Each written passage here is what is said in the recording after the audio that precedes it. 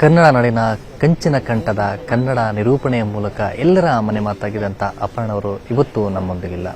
ಈ ಸದ್ಯ ನಮ್ಮ ಜೊತೆ ಮಾತಾಡೋಕ್ಕೆ ಅರ್ಚನಾ ಉಡುಪುರ ಜೊತೆಲಿದ್ದಾರೆ, ಅವರ ಮಾತಾಡಿಸ್ತೀನಿ. ಮೇಡಮ್, ಈ ಸಾವು ಯಾರೂ ಕೂಡ ಇಷ್ಟು ಬೇಗ ಅವ್ರಿಗೆ ಆಗುತ್ತೆ ಅಂತ ಯಾರೂ ಕೂಡ ಊಹೆ ಮಾಡಿಲ್ಲ. ನಿನ್ನೆ ದಿಢೀರ್ ಅಂತ ಆಗಿದೆ, ಆದರೆ ಒಂದು ಮಾರಣಾಂತಿಕ ಕಾಯಿಲೆ ಮೂಲಕ ಯಾರಿಗೂ ಕೂಡ ಆ ಥರ ಗೊತ್ತಿರಲಿಲ್ಲ. ತಮ್ಮ ಜೊತೆ ಹೇಗೆ ಒಡನಾಟ ಇದ್ದಂಥದ್ದು ಮತ್ತು ಈ ಕಾಯಿಲೆ ಬಗ್ಗೆ ನಿಮ್ಮ ಹತ್ರ ಏನಾವತ್ತು ಗೊತ್ತಿ ಹೇಳ್ಕೊಂಡಿದ್ರ, ನೀವು ಭೇಟಿಯಾಗಿದ್ದ ವಿಚಾರಗಳು? ಇಲ್ಲ, ನನಗೆ ಇದು ತುಂಬ ಮುಂಚೆ ಅಂದರೆ ಅವರು ನಂಗೆ ತುಂಬ ವರ್ಷಗಳ ಪರಿಚಯ. ಅವರು ಬಹುಶಃ ನಾನು ಇಂಡಸ್ಟ್ರಿಗೆ ಬಂದು ಹೆಸರು ಮಾಡೋದಕ್ಕೆ ಶುರುವಾದಾಗಿಂದ ಪರಿಚಯ. ಎಷ್ಟು ವರ್ಷಗಳು ಅಂತ ನೆನಪು ಕೂಡ ಇಲ್ಲ ನನಗೆ. ಬಹುಶಃ ಒಂದು ವರ್ಷದ ಮೇಲ್ಪಟ್ಟು ಹಿಂದೆ ಊರಾಚೆ ಕುಣಿಗಲ್ ಹತ್ರ ಒಂದು ಕಾರ್ಯಕ್ರಮದ ನಿರೂಪಣೆಗೆ ಅವ್ರು ಹೋಗಿದ್ರು. ಅದೇ ಕಾರ್ಯಕ್ರಮಕ್ಕೆ ನಾನು ಹೋಗಿದ್ದೆ. ವಾಪಸ್ ಬರ್ತಾ ನನ್ನ ಕಾರಲ್ಲೇ ಕರ್ಕೊಂಡು ಬಂದೆ ವಾಪಸ್.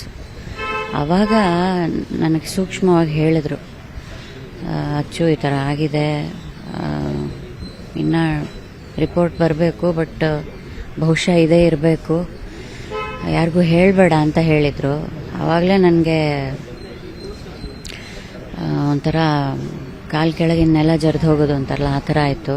ಬಟ್ ಅವ್ರ ಎದುರಿಗೆ ತೋರಿಸ್ಕೋಬಾರ್ದು ಅಂತ, ನಿಮಗೆ ತುಂಬ ವಿಲ್ ಪವರ್ ಇದೆ ರೀ, ಗೆದ್ಕೊಂಬರ್ತೀರಾ ಬಿಡಿ, ಅದು ನೆಗೆಟಿವ್ ಆಗೇ ಬರಲಿ ಅಂತ ನಾನು ಪ್ರಾರ್ಥನೆ ಮಾಡ್ತೀನಿ ಅಂತೆಲ್ಲ ಹೇಳಿದ್ದೆ. ಬಟ್ ಮಧ್ಯದಲ್ಲಿ ರಿಕವರ್ ಆಗಿ ಸ್ವಲ್ಪ ಚೆನ್ನಾಗಿ ಆಗಿದ್ರು ಕೂಡ ಮತ್ತೆ ಇದ್ದಕ್ಕಿದ್ದ ಹಾಗೆ ಎಲ್ಲ ಉಲ್ಟಾ ಹೊಡೆದೋಯ್ತು. ಅದೇ ತುಂಬ ಬೇಜಾರು. ಈ ಸಾವು ನ್ಯಾಯವೇ ಅಂತ ಹೇಳ್ತಾರಲ್ಲ, ಇಷ್ಟು ಒಳ್ಳೆ ಮನಸ್ಸಿನ, ಯಾರಿಗೂ ನೋವು ಬಯಸಿದಂತಹ ಜೀವ ಇಷ್ಟು ಬೇಗ ಹೋಗಬೇಕಿತ್ತ? ಮತ್ತು ನಮ್ಮ ಕನ್ನಡ ಭಾಷೆನ ಎಷ್ಟು ಶ್ರೀಮಂತವಾಗಿ ಇಟ್ಟಿದ್ರು ಅವರು. ಕನ್ನಡ ಭಾಷೆ ಬಡವಾಯಿತು ಅಂತ ಹೇಳ್ಬಹುದಷ್ಟೇ. ಹೇಳ್ತಾ ಇದ್ರಿ, ಇವತ್ತು ಕನ್ನಡ ನಿರೂಪಣೆ ಅಂದರೆ ಯಾವುದೇ ಕಾರ್ಯಕ್ರಮ ಇಲ್ಲಿ ಸರ್ಕಾರಿ ಕಾರ್ಯಕ್ರಮ, ಅದು ಸಂಸ್ಕೃತಿ ಇಲಾಖೆ, ನಮ್ಮ ಚಿತ್ರರಂಗದ ಕನ್ನಡ ಏನೇ ಇದ್ರೂ ಕೂಡ ಅವರ ನಿರೂಪಣೆ ಅಷ್ಟು ಸೊಗಸಾಗಿ ಇರ್ತಾ ಇತ್ತು ಅಂತೇಳಿ. ಹೌದು, ಅಂದರೆ ಅವರು ಒಂಥರ ನಡೆದಾಡೋ ಶಬ್ದಕೋಶ ಇದ್ದಾಗಿದ್ರು ಅವರು. ಅವ್ರ ಮಾತುಗಳನ್ನ ಸ್ಟೇಜ್ ಮೇಲೆ ನಿಂತರು ಮೈಕ್ ಹಿಡಿದು ಅಂದರೆ ಮಾತುಗಳು ಕೇಳೋಕ್ಕೆ ಚಂದ. ಆ ಒಂದು ಸ್ಪಷ್ಟತೆ, ಆ ಒಂದು ನಡೆಸ್ಕೊಡುವಂಥ ಪರಿ ಇರಬಹುದು. ಆಮೇಲೆ ತಮ್ಮನ್ನು ತಾವು ಅವರು ನಡೆದುಕೊಂಡು ಹೋಗ್ತಾ ಇದ್ದಂಥ ರೀತಿನೋ, ಅಥವಾ ಆ ಗತ್ತು, ಆ ಒಂದು ಏನಂತಾರೆ ಒಂದು ಡಿವೈನ್ ಲುಕ್ ಇರಬಹುದು, ಎಲ್ಲವೂ ಮಾದರಿ ಆಗಬೇಕಾಗಿರೋವಂಥದ್ದು.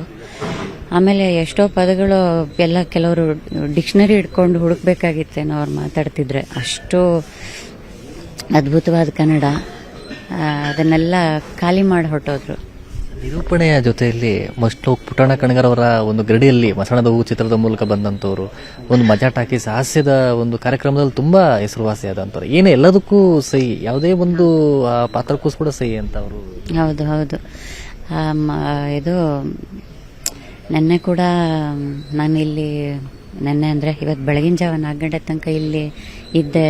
ಅಲ್ಲಿಂದ ಮನೆಗೆ ಹೋದಾಗಲೂ ಅವರ ಮಸಣದ ಹೂವಿನ ಹಾಡನ್ನೇ ನೋಡ್ತಾ ಕೂತ್ಕೊಂಡಿದ್ದೆ. ಹೇಳ್ತಾರಲ್ಲ, ಅವರಿಗೆ ವಯಸ್ಸೇ ಆಗಲಿಲ್ಲ. ನಾನು ಫಸ್ಟ್ ಅವ್ರನ್ನ ನೋಡಿದಾಗ ಹೇಗಿದ್ರು ಅದೇ ಸೌಂದರ್ಯ. ಯಾಕಂದರೆ ನನ್ನ ಪ್ರಕಾರ ಅವರು ಹೃದಯ ಮಗುವಿನ ಥರ ಇಟ್ಕೊಂಡಿದ್ರು. ಅದರಲ್ಲಿ ಯಾವುದೇ ರೀತಿಯ ಕಲ್ಮಶವಾಗಲಿ ಇನ್ನೊಂದಾಗಲಿ ಏನೂ ಇರಲಿಲ್ಲ. So face is the index of man ಅಂತ ಹೇಳ್ತಾರಲ್ಲ. ಸೊ ಅವ್ರ ಒಳಗೆ ಹೇಗಿದ್ರಲ್ಲ ಹಾಗೆ ಅವರು ಮುಖದ ಮೇಲೂ ಅದೇ ಕಳೆ ಕಾಣಿಸ್ತಾ ಇತ್ತು. ನಟನೆಗೂ ಸೈ, ನಿರೂಪಣೆಗೂ ಸೈ, ಅಥವಾ ಯಾವುದೋ ಒಂದು ಕಾರ್ಯಕ್ರಮದವನ್ನು ರೂಪುರೇಷೆ ಮಾಡಬೇಕು ಅಂದರೂ ಸೈ, ಎಲ್ಲವೂ ಅಚ್ಚುಕಟ್ಟು, ಮನೆಯನ್ನು ಹೇಗಿಟ್ಕೋಬೇಕು ಅನ್ನೋದರಲ್ಲಿ ಆಗಿರ್ಬೋದು. ಆಮೇಲೆ ಮಜಾ ಟಾಕೀಸಲ್ಲಿ ಅವ್ರಿಗೂ ಸ್ವಲ್ಪ ಹಿಂಜರಿಕೆ ಇತ್ತು, ಸಡನ್ನಾಗಿ ಈ ಥರ ಕಾಮಿಡಿ ಇದರಲ್ಲಿ ಹೇಗೆ ನನ್ನ ಕೈಲಿ ಆಗುತ್ತಾ ಅಂತ. ಬಟ್ ನೋಡಿ, ಕೊನೆಗೂ ಅವ್ರು ವರಲಕ್ಷ್ಮಿ ಅಂತ ಅಂದ್ಕೊಂಡೆ ತುಂಬ ಪಾಪ್ಯುಲರ್ ಆಗಿಬಿಟ್ರು. ಹಾಗೆ ಉಳಿದ್ರು ಜನರ ಇದರಲ್ಲಿ ಮನಸ್ಸಲ್ಲಿ. ಸೊ ಹೀಗೆ ಅವರು ಆಡು ಮುಟ್ಟದ ಸೊಪ್ಪಿಲ್ಲ ಅಂತ ಅವ್ರು ಏನೇ ಕೈ ಹಾಕಿದ್ರು ಅದರಲ್ಲಿ ಎಕ್ಸೆಲ್ ಮಾಡೋದೇ ಅವರ ಗುಣ ಅಷ್ಟೇ. ಅದು ಇದಿಷ್ಟು ಅರ್ಚನಾ ಉಡುಪುರಮ್ಮದು ಹೃದಯ ಶ್ರೀಮಂತಿಕೆಯ ಅಪರ್ಣ ಅವರು ಇವತ್ತು ನಮ್ಮೊಂದಿಗೆ ಇಲ್ಲ ಅಂತ ಹೇಳ್ತಾ ಇದ್ದಾರೆ.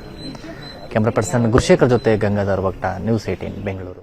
ಕನ್ನಡಿಗರ ಮೆಚ್ಚಿನ ನಿಮ್ಮ ನ್ಯೂಸ್ 18 ಕನ್ನಡ ಈಗ ವಾಟ್ಸ್ಆಪ್ನಲ್ಲಿಯೂ ಲಭ್ಯ. ಕರ್ನಾಟಕ ಮತ್ತು ದೇಶ ವಿದೇಶದ 360 ಡಿಗ್ರಿ ಸುದ್ದಿ ವಿವರವನ್ನ ನೀವು ನಿಮ್ಮ ಕೈ ಬೆರಳುಗಳಲ್ಲಿಯೇ ಪಡೆಯೋದಿಕ್ಕೆ ಈ QR ಕೋಡ್ ಅನ್ನ ಸ್ಕ್ಯಾನ್ ಮಾಡಿ. ನಮ್ಮ ಚಾನೆಲ್ ಅನ್ನ ಫಾಲೋ ಮಾಡಿ, ನೋಟಿಫಿಕೇಶನ್ ಆನ್ ಮಾಡಿ.